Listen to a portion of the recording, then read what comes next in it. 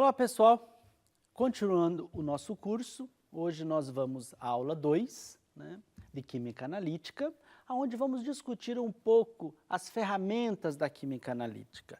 Mas vamos discutir as ferramentas básicas, que como é um laboratório de Química, não ainda as ferramentas instrumentais. Essas ferramentas instrumentais que eu mencionei na aula 1, elas serão discutidas depois em aulas específicas. Então, hoje nós vamos ter a noção de como é um laboratório, algumas ferramentas e principalmente cuidados que nós temos que ter em um laboratório.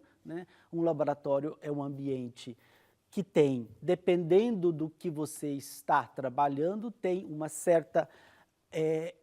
que ter um certo cuidado para a nossa segurança, para a segurança do meio ambiente, então, para não causar nenhum problema de saúde, mas também não é nenhum ambiente hostil, só é um ambiente que requer um cuidado especial.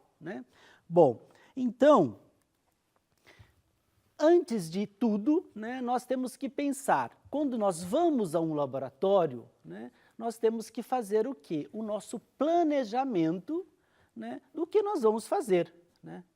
O que nós vamos utilizar, qual o cuidado que nós temos que ter nesse laboratório. Tem rotinas no laboratório que ela é extremamente simples e não requer grandes cuidados com a segurança, e outros nós requeremos um cuidado maior.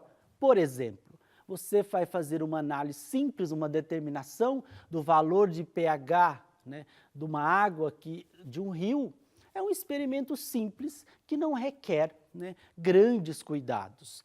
Do ponto de vista de segurança, só requer cuidados do ponto de vista de saber manusear corretamente o pH-metro, coletar a amostra, como foi mencionado na aula 1, os cuidados que você tem que ter para coletar essa amostra, saber se o pH-metro está calibrado ou não, mas não requer grandes cuidados. Mas se você for analisar o sangue de uma pessoa suspeita de uma doença contagiosa, isso requer cuidados para o meio ambiente, para você, que tem que ter para todas as suas normas de segurança, e depois também o descarte dessa amostra. Então, de maneira geral, ao entrar em um laboratório, nós temos que ter, selecionar o método que nós vamos usar. O que eu vou usar para fazer a determinação, por exemplo,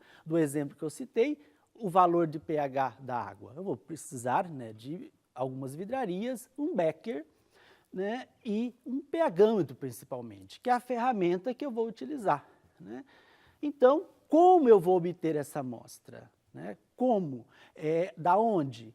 Quais os pontos eu vou coletar?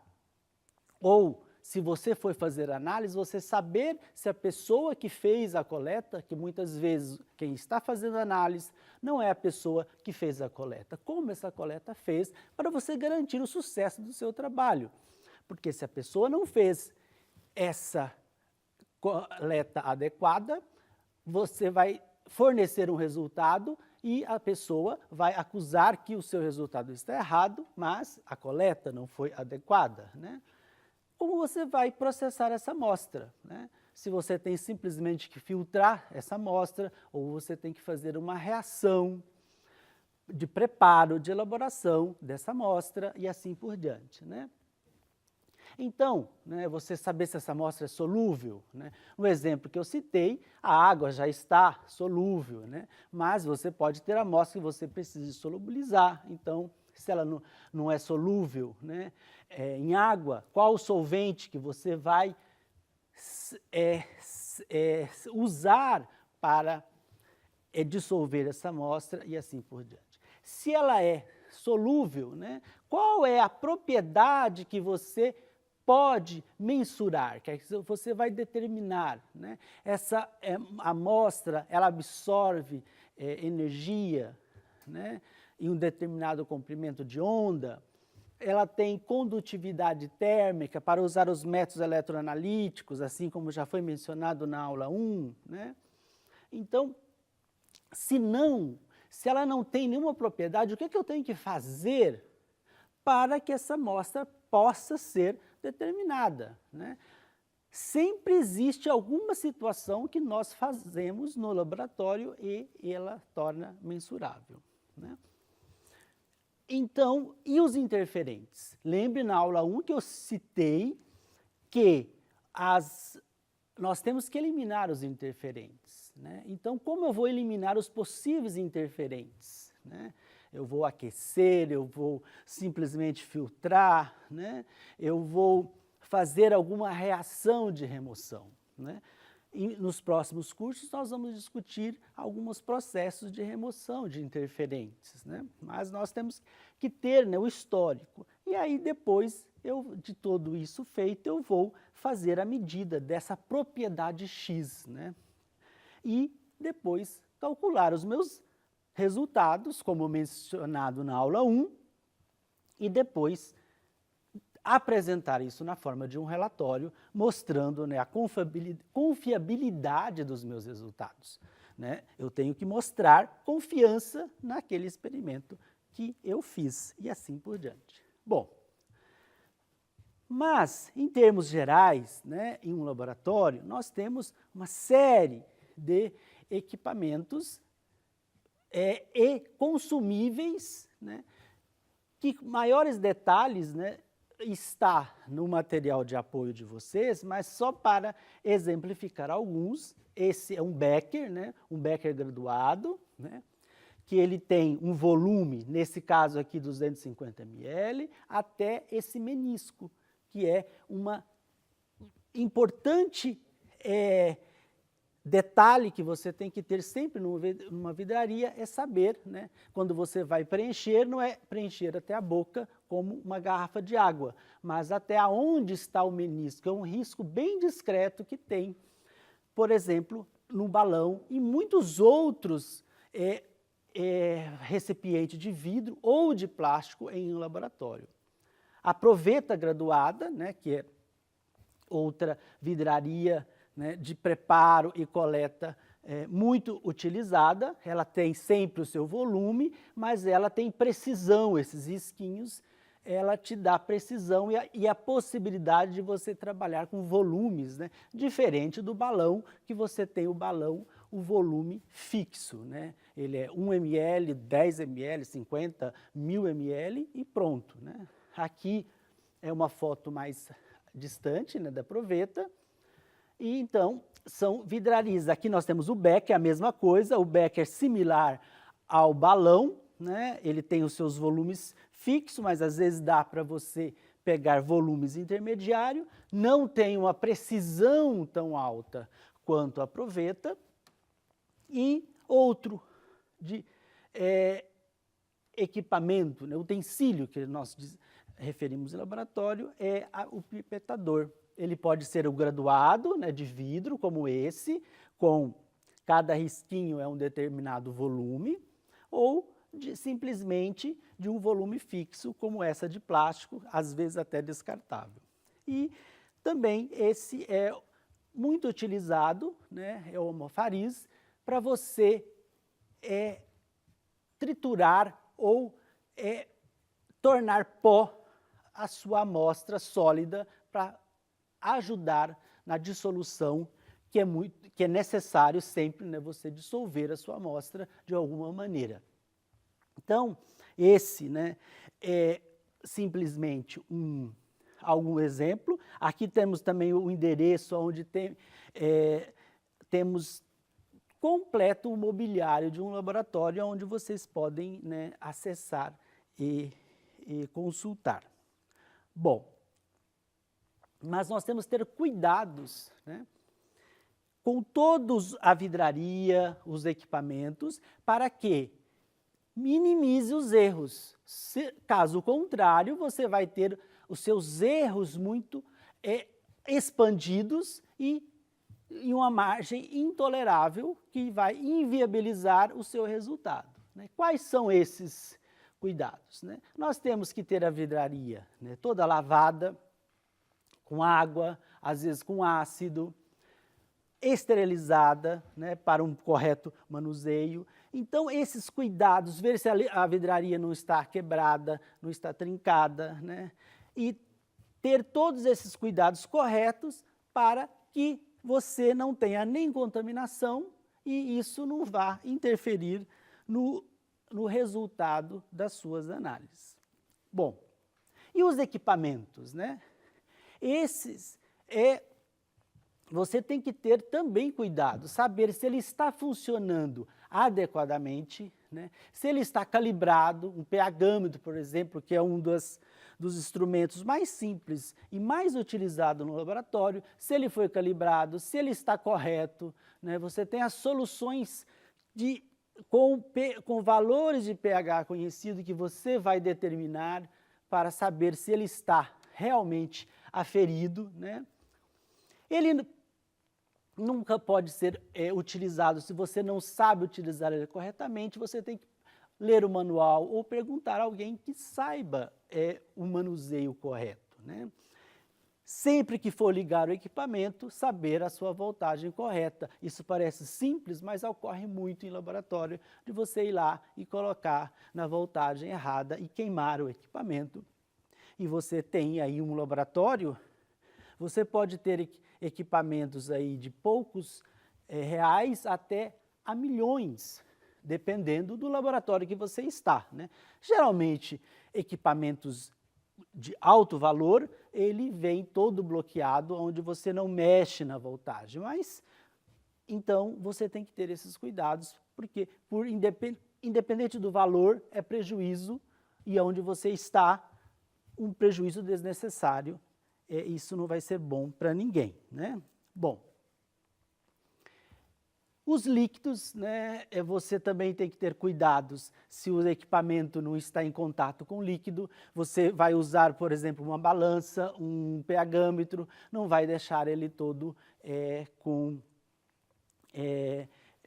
líquidos, porque isso vai atrapalhar também o processo de medida do próximo colega de trabalho que vai utilizar. E, em dúvida, sempre tem que chamar alguém que possa te ajudar, né, a solucionar as suas dúvidas.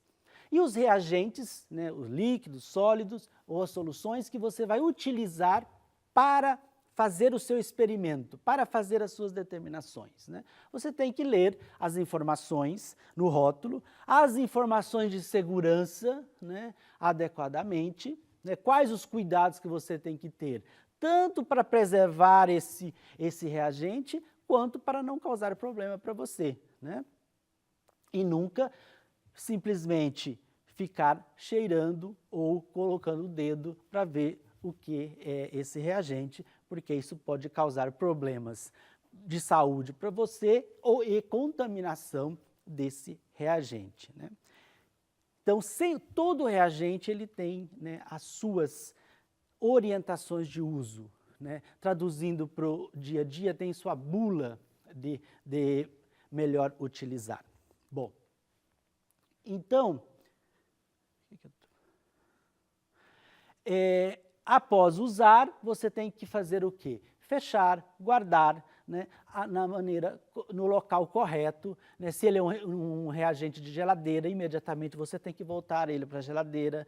Se ele é um reagente que absorve água, tem que fechar imediatamente, né, para não ficar absorvendo água e assim por diante, né, para que isso não venha, né, causar prejuízo financeiramente e levar a erros nas suas medidas experimentais. Bom, e o grande problema também é como descartar esses reagentes, né, essas soluções depois que você fez a sua determinação, você fez a sua medida, que é o que nós chamamos resíduo, né? Esse é um problema, né? Primeiro, você tem que fazer o seu experimento de maneira utilizando a menor quantidade de reagente, desde que essa menor quantidade não vai comprometer o seu resultado, para produzir pouco lixo. Por quê? Tem um custo, né, o descarte do lixo, e também tem o problema ambiental dependendo do lixo, né? E, então, você tem que ter esse cuidado. E outro cuidado é a compatibilidade entre os componentes de descarte, né? Não é porque é um lixo químico que você vai lá colocar num tambor e vai colocando. Tem que lembrar que esses solventes reagem entre si e podem causar desde explosões ou liberação de gases ou produtos de alta toxicidade, né? Então, aqui nós temos uma tabela, né, onde você tem o que é a incompatibilidade desses reagentes com outros. Então, você tem que saber o lixo, o que tem naquele lixo. E também, quando você coloca um lixo, né, a gente fala lixo, mas é num recipiente próprio para descarte, você informar o que você colocou para o seu colega, em seguida não vir lá e colocar alguma coisa que resulte em uma explosão. Bom, a segurança, né? É proibido no laboratório você fumar, correr, brincar, beber e assim por diante. Deixar sob a bancada, né, materiais estranhos, bolsa, blusa, armazenar alimentos e outro tipo estranho ao laboratório, né, e assim por diante. Ficar sentado, né, usar cabelo solto, né, porque geralmente você trabalha com etapas que tem fogo, né? Isso pode causar problemas, ou o próprio solvente mesmo, que vai causar combustão e pode causar danos à sua saúde, né? Você tem que ter, né, a sua roupa adequada, né? Avental, mangas compridas, avental de preferência de algodão e não de material sintético, sapato fechado, dependendo do processo que você vai ter, os seus equipamentos de segurança adequado, né? Não são sempre que você tem que usar todos, mas dependendo dos reagentes que você está manuseando, né? Evitar usar relógios, pulseiras e assim por diante, e sempre usar o avental, como eu mencionei. Aqui são situações, né, muito comuns, né, de brincadeiras no laboratório, né, beber a água destilada, não que ela vai fazer mal, mas você vai contaminar. E uma hora ela pode ter também, não ter água, ter algum solvente e você ter problemas de saúde. Esses são os itens de segurança. O óculos, ele é indispensável, por mais simples que for o processo que você vem executar no laboratório. Agora, dependendo das situações, você precisa utilizar, né, máscaras, mas isso vai depender. Se você vai simplesmente determinar o pH da água, você não precisa usar uma máscara, né? Mas se você vai usar um gás, né, ou uma substância que libere um gás, né, você precisa usar uma máscara.